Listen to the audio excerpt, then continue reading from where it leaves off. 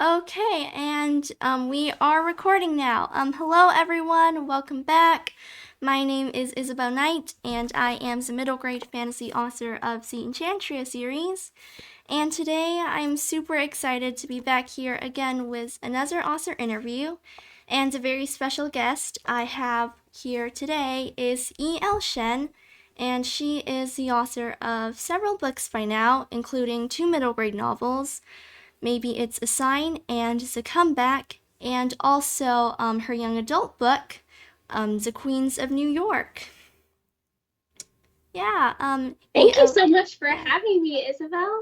yeah, thank you so much for being here.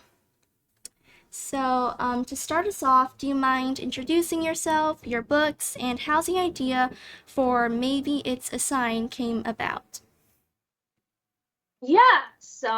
I'm E.L Shen. And I started writing when I was about your age, Isabel. Actually, probably a little sooner, but I feel like you've been writing for a really long time. But my first book wasn't published until 2021. And so that was The Comeback, which is about a figure skater. So I'm very excited because the Olympics are coming up this year. And so I feel like figure skating is going to have a big moment there. And yeah, my next middle grade was Maybe It's a Sign. And this is about 13-year-old Freya June's son. And she really believes in like Chinese superstitions that have been sort of passed down to her through her dad specifically. And so her dad unexpectedly passes away. And so she thinks that he's sending her like signs from beyond the grave. Like uh, the color red is lucky, and if she sees that, then she should do XYZ thing, or you shouldn't open an umbrella indoors, that kind of thing. And so she feels like he's guiding her life and guiding her specifically to continue playing the viola, which is right here. But she really hates playing the viola. And so she's trying to find her own path. And as she's trying to do that and become her own person, she has some friendship drama. She has an annoying classmate who is actually maybe less annoying than she thought, and she discovers a new love for baking, and trying to figure out how to balance these two things, especially since one made her dad so proud of her before. And really the question is, um, what does it mean to, love a parent, to grieve a parent, and also be your own person and also figure out your own path? Yeah, that is a fantastic concept for Maybe It's a Sign, and it's really part of the reason I loved Maybe It's a Sign so much. And like one of the signs in your book, Maybe It's a Sign, were two red birds. And so, how did those birds come to you? Did you make it intentional, or did they just pop out of nowhere? Yeah, so the two red birds are here. See them here. And I definitely knew they had to be red, and I wanted them to be a pair because those are things that feel very lucky. Um, at the same time, I am not a bird aficionado, don't know too much about birds, so I wanted to make sure that they felt really otherworldly and magical. This book takes place in Westchester in New York, which is like right around New York City, but it's pretty suburban. So I wanted them to feel like very outside of the scope of what a traditional bird would look like. And I love that birds are very ephemeral in that they can be, flying around, they can be here one moment and gone the next. They're not really stable. And so I really like that they can pop in and out of her life. Yeah, whenever. Yeah, that's really cool. And I really love how you decided to make the birds seem, like mystical and otherworldly. And I really think that definitely works super well in this book. I mean, like, if it's going to be like a sign from beyond the graves, then I think that those two birds, they definitely work perfectly. Yeah, thank you. I'm glad you like them. Yeah. And so, what was the hardest part about writing Maybe It's a Sign? Yeah, so like Freya, my dad passed away when I was well, I was a little bit older. I was in high school. So I've always wanted to write a story like this, but getting started and figuring out what that story would look like and how to share all the messages that I wanted to was a little bit difficult. And putting those pieces together and then kind of figuring out the B plot, C plot pieces. Um, like for example, Freya, she develops a passion for baking, and that kind of helps move the story along, especially because she's doing like a home economics class. Um, but originally, I had it so that she was interested in like science and anatomy specifically, and she was going to like dissect a cow eye, and have all that kind of goo and disgustingness fly out of her. But then she was like, "Oh, this is kind of cool." But my editor thankfully was like, "I think that baking is a little bit more relatable." So yeah, kind of figuring out those different elements and what she should really be interested in and how to fit that into her larger story was it's always tricky to do that in any book, but I also really enjoy doing that part and kind of like figuring out the puzzle pieces. Yeah, I feel like a lot of the times the hardest parts about writing can sometimes also really be the most enjoyable parts, and that is definitely what it's like for me and a ton of other writers. And, I definitely do think that baking might be just a bit more relatable than all that science stuff. But I really did enjoy that element in your book, and it just feels so cozy, especially since I am a wannabe baker. I've only baked 2 recipes as of now, just because we don't have that many ingredients right now, and just I don't think I could pull off a Yeah. complicated recipe. What have you baked? Basically just chocolate chip cookie bars, I think, and blueberry bread. And I'm trying to think of more, but I think those are probably the only two. I mean, bread is hard to make, so that's already an accomplishment. And I mean, the classic chocolate chip cookie, I mean, who could say no to that? So, um, no spoilers, but chocolate chip cookies play a large role in this book as well. So, I always feel like that's a good place to start. Yeah. And, what do you think was the best part about writing Maybe It's a Sign?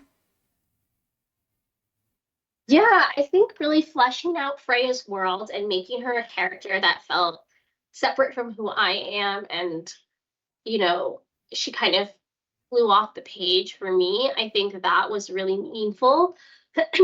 And I really think her relationship with her sister, who is her older sister, very, very different from her. Her older sister is very um, loud and extroverted and passionate, and I feel like Freya is a little bit more introverted and quiet. Um, and I like kind of the way that their relationship with each other, which is like very typical sibling, hood, and then Yeah. also the added element of like they grieve differently and how does that come out in their personalities. And there is a conversation that they have at the end of the book, which of course I won't spoil. Um, that whole scene was just really fun and meaningful to write, and I really, really enjoyed it. Yeah, I really enjoyed reading that part too. And so, how do you normally write your first drafts? And what does a first draft of Maybe It's a Sign look like? Yeah, so for my first drafts, I am a big outliner. I feel like if I don't outline, I am just kind of like floating in the wind and I don't know what I'm doing. So for Maybe It's a Sign, what I did was I wrote like a little summary of what I wanted the book to look like. And that's when I shared it with my editor, and that's when he was like, no science, let's do something else. And then I was like, okay, from there I updated the summary and then I did like a chapter by chapter breakdown. Um, And so what that looks like is I'll just like outline every chapter that I think will occur, and then I like bullet point what's going to happen. It doesn't need to be like full great sentences. It's really just for me. And the reason that I do that is because when I'm like coming back to the book, I'm not writing it all in one sitting, obviously. I have to be like, okay, where was I? What's going to happen? What am I looking ahead toward? What are the big moments in the story? And is is the pacing kind of like all even? And it usually changes as I'm writing. Usually I discover things about the character or the plot where I'm like, oh, this chapter, needs to be shifted or does shouldn't exist or this and that, but like it's a good foundation for me to start from. Um, so I usually start from there. Um, but yeah, I think the main thing was honestly the science thing that changed from the original draft. Um, I feel like some other things that changed, let me think about it. There wasn't too much actually because I wrote this draft and I was expecting like a lot of edits. My editor was like, you know what, I think this is in pretty solid shape, which has never happened to me before. So not too much change other than the science thing. But of course, like we worked a lot on, word choice and line edits and making sure all the moments that felt really impactful had the nuance that I wanted to add to the story. Yeah. And yeah, I think it's really cool that like your first draft for maybe It's a Sign didn't like change too much. Um I feel like for me my first drafts are always such chaos and just plain word vomits onto the page. I am a pantser, so basically I fly by the seat of my pants. I do just float in the wind just because I feel like outlines don't work so well for me, and Yeah, my first drafts, they're basically word vomits. but I love that, like I wish I could word vomit like that, and I wish I had a little bit of pantser in me. So I'm a plotter, which is kind of like the opposite end of the spectrum. Um, and I think it's really fun to just like have that free flowing writing. So I would love to have an ounce of your pantser in me. Maybe I'll try next time. Yeah, well, every writer has their own writing process. And, I think it's always great to experiment with new ways. Like, part of me has. I actually did plot out a book. When I will get to writing it, though, is an unanswerable question because I have a million ideas I want to write. I love that though. And I love that you can go back to the outline Yeah, and know exactly like what you want to say. yeah. And so you've also written another fantastic middle grade book, The Comeback, and that's like a figure skating novel, and I really loved that, especially since as a kid I was pretty much obsessed with figure skating. I never became a figure skater myself, but there was this Disney movie called, I think, Ice Princess or Ice Queen. I'm not the exact title. Ice Princess. Yeah, I love yeah, ice. yeah. Do you And have any favorite figure skaters? I'm afraid I don't know any figure skaters. That's okay. Yeah, but Maybe this year when the Olympics are going on, you'll find some favorite figure yeah, skaters. probably. Um, Yeah, but like, yeah. yeah, so like, what made you decide to write The Comeback? Yeah, so the comeback actually developed because so this is the comeback again. I was um an intern at a publishing house. I'm also an editor. And at the time, though, I was an intern. And I was like nonstop talking about figure skating because I also figure skate, but not nearly as intensely as our protagonist. And the Olympics were going on actually, and I was just talking about it nonstop. And my editor was like, "Hey, have you thought about writing a book about figure skating? Because I've always wanted one." And I was like, "What?"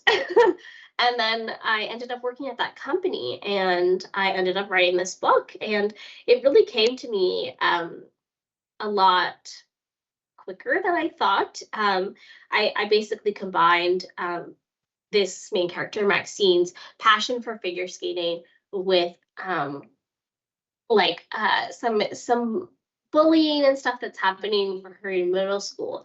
And so she kind of has to figure out how to make a comeback on the ice and then, a comeback at school, which turns out very interestingly. And yeah, so that's really how it came to be. And then actually, as I was writing it, I was like, I haven't been on the ice in a long time. I really want to go back. So I started like taking lessons again and skating on my own. So really, this book pushed me to skate more. And I just skated yesterday, and I have another skate session today. So thanks to the comeback. So ever since I started writing this book, I really have gotten back into skating. Yeah, that's amazing. And so, how did you come up with all of the challenges that Maxine faces or like experiences throughout the book? Yeah, so Maxine, she wants to eventually go to nationals, be on the Olympic team. Right now she's 12, so she's not doing that exactly, but she really wants to reach the levels of the competition necessary to eventually get there. So that's like sectionals, regional sectionals, and then nationals. Although at her level, she at this point she would be attending like a national development camp. Anyway, all to say is that thankfully US figure skating, because they have this very clear format, I was able to follow that format when it came to the big competitions for her. Um, and so that was really like where a lot of the high stakes moments were. And I tried to couple those with emotional moments. So, she ends up confronting this girl at the rink who she views as her main competition, with surprising results. So that happens, in conjunction with a competition and, you know, uh, a major competition later sort of informs, her mindset about school and what's going on there. So I really owe it to the U.S. figure skating competition schedule. Um, to kind of map out the larger beats of the story and then sort of fit in everything else in between. Yeah, I think that's a fantastic way to really, I guess, structure the story, and I think it worked really well. And Thank you. yeah, and I'm also curious on the ending of the comeback because I'm not going to spoil anything, but basically, the ending of the comeback, it's kind of like the ending that it feels less like an ending and more like the beginning of her journey. And so, how did that ending really come to you? Yeah, so I love endings that feel like beginnings. I think that nobody's story is kind of finished, even if a book or a movie or whatever form of media is finished. You know, people don't tend to like have a happily ever after and then just stay there stagnantly forever. That's just not how life works. So I really wanted to be mindful of that. And I also think that, you know, I like when readers can imagine what future a character might have beyond the page. And so that's kind of how they stay invested in the story and in the character. They're like, oh, I'm really excited about this person and I can imagine what they would do in the future. And so I wanted Maxine to feel really real like that.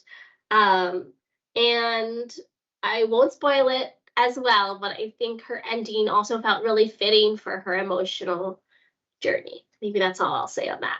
Yeah, yeah.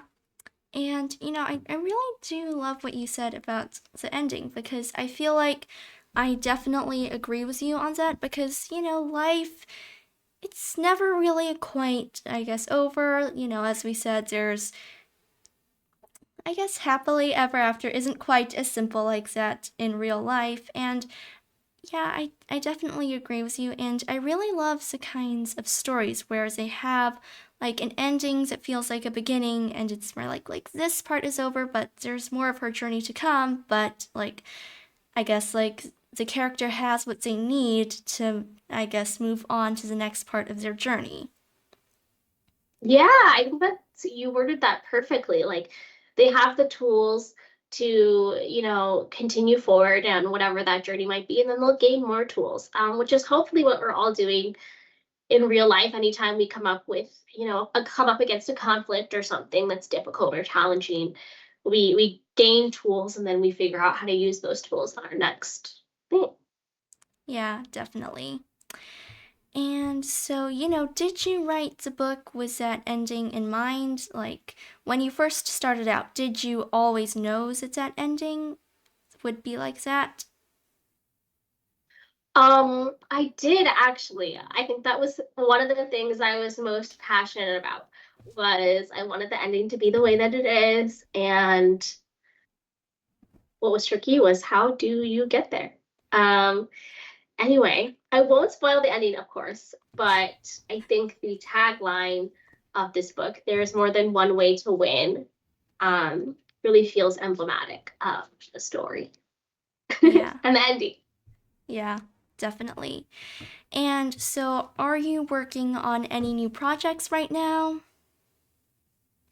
Yeah, so I have my next young adult project that I'm working on. It's currently with my editor. So I'm excited to get the draft back. And it is my first historical novel. So it takes place partly in 1966 and then partly in present day. And just to make things more complicated, there's a folk tale like woven through that. So, yeah, it all is interconnected, and there is a major twist in the middle, and hopefully it pays off. And yeah, I'm really, really excited about it. It's inspired by my grandmother's history. um, she let me record her over the years to tell this story. Of course, it's not directly about my grandmother, but certain elements. And it was a really great opportunity for me to obviously bond more with my grandma, but then also, um, you know, create characters again that felt really real, especially in a historical timeline where I've obviously not been alive in 1966. Um, so yeah, so it's been really enjoyable to write. It's my longest book yet, definitely my most ambitious book. But I'm excited for that. And then after that, I have another middle grade that I'm working on that is really undeveloped. So stay tuned for more. Yeah. And I love ambitious books, and I especially love books that have a folktale woven through them and are just like, I don't know, I just really love those kinds of books. So I shall definitely add that book to my to be read list, and I think I definitely have quite a few friends who'd really love that kind of book. Yeah. By the time it comes out, you will be like 14, so you'll be a little bit closer in age, I think. Wait, how old are you now? You're 12? Or you Yeah, I'm a young author, so yes, I am currently Yeah, 12 right now. so by the time it comes out, you'd probably be 14, 13, 14. So, um I'm excited for you to read, and hopefully you enjoy it as much as you liked my other books. Yeah, I'd love to read it when it comes out. And so, I hope that you won't mind me asking this question, but it is just a sneak question, a short, quick question that I do ask some authors that I meet, and that is, do you have a secret pen name that nobody knows about? Yeah, because I know you have a secret pen name. Um, but my pen name is very obvious because it's E.L Shen.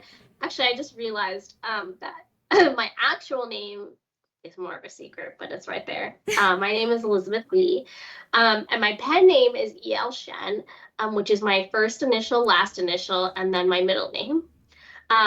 So it is sort of just like a conglomeration of things in my name. And the reason I did that was because I'm also an editor, so I really wanted to separate my identity as an editor from my identity as an author. And there's not a lot of E.L Shens out there. So if you Google, it's like there's no other option than me. So that's been fun, and I love having pen names. And there was this book, I can't remember its name, when I read as a kid, where like it was a girl who was about like 12, and she was writing a book, and then she named herself like Cassandra. I don't know if you've heard of that book. I Um, haven't. I can't remember the name. I will find it for you and email it to you because I think you would enjoy it. Yeah. Um, it's like her mom is an editor, and so she writes this book, and then she doesn't want her mom to like know about it, so she submits it under a pen name. And so ever since then, I was like, pen names are cool, and I'm gonna do that later. Yeah, I feel like I have like had the same thought, except I got the idea for my pen name from a Disney TV show, Hannah Montana, and I know that's not really a pen name, Love but Hannah Montana. that is a whole different identity, and as I'm sure you know, I don't have two totally different identities since that would just be absolute chaos for me to pull off, and I probably wouldn't be able to pull that off. But that was where I got the Okay, idea I'm for a expecting pen you name. now to like put on a wig and show me your pop star identity. Yeah. Yeah, so this is actually my final question for you. And it's a question that I ask every author I meet at the end of the interview. And that question is, what's your advice for young writers or, writers of any age who really want to become writers or authors or maybe even also illustrators and get their books out there into the world? Yeah, well, that's a great question. I think that my first thing would be obviously like don't give up. I think it's really hard to publish a book and really hard to finish a story and then Yeah. like revise it. So just know that like if that's where you're feeling, if that's where you're at, like that's okay. The Comeback was actually the first full-length novel I ever finished because I was just like writing out beginnings and then I'd give up halfway through. So truly, so I think like believe in your ability to accomplish something, and it's okay if you don't do it the first time. And I think that, like with anything, writing is a practice. And so to practice, you kind of have to gain a lot of the knowledge around you. And so that's through reading, and that's through reading other books that are similar to yours, similar to obviously the types of things you want to write, and sort of like culling your knowledge from there. Of course, like your book is going to be different, but I think often we are inspired by what we read, and the kind of other media that we consume. And I think that like something I love to do when I have writer's block is that if I can't figure out what to write, I'll try to like imitate another writer that I love. And it's kind of like an exercise. I'm like, okay, so like what are things, how do they write? And what are these, how can I incorporate that into my own writing? And then it kind of takes me out of myself, and it takes the pressure off of like every word I write has to be beautiful. And so I really love doing that as an exercise. And then once you finish it, I mean, it's still your work, it's still your idea. So you could still include it if you wanted to, but that's always like my big writer's block tip. And yeah, stay kind of invested in the writing community. I feel like Isabel, you know, what you're doing here is so fantastic, especially at a Thanks. young age. And having this like community that you're fostering, I think is really great because writing can be a really isolating process. So staying invested in the fact that like there are other people doing the exact same thing. You're not alone in your writing struggle.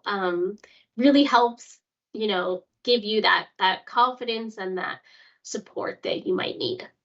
Yeah, I definitely agree with you on writing communities because, writing communities have helped me so much over the past year.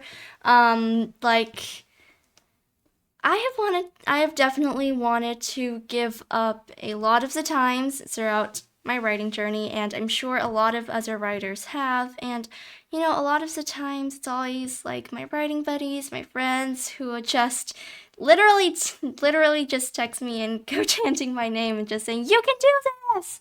And I That's think, so cute. I love yeah, that. yeah, Yeah, and that's so motivating. Like yeah. to know that other people are cheering you on. Yeah.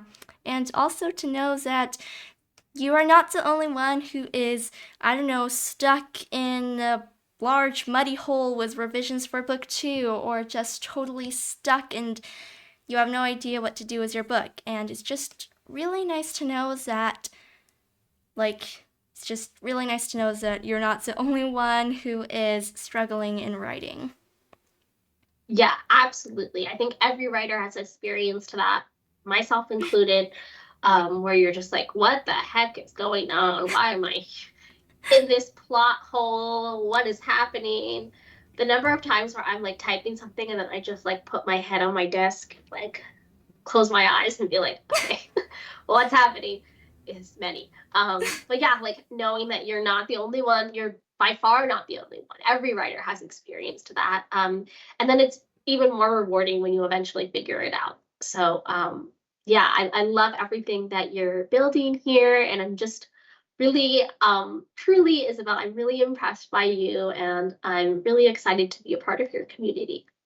Yeah, thank you so much for your kind words. And, thank you so much for doing this interview. As I said, that was my last question for you today. It was amazing to be able to speak with you, to hear your answers to all of these questions, and it was just really amazing to get an insight into your writing process and how you wrote all of those amazing books. So, thank you so much for joining me here today. And yeah, I wish you the best of luck with all of your writing. Yes, likewise. Thank you for having me. And yeah, I'm excited to see all that you have written and all that you continue to. Yeah, thank you so much. And, thank you guys for tuning in to watch this interview.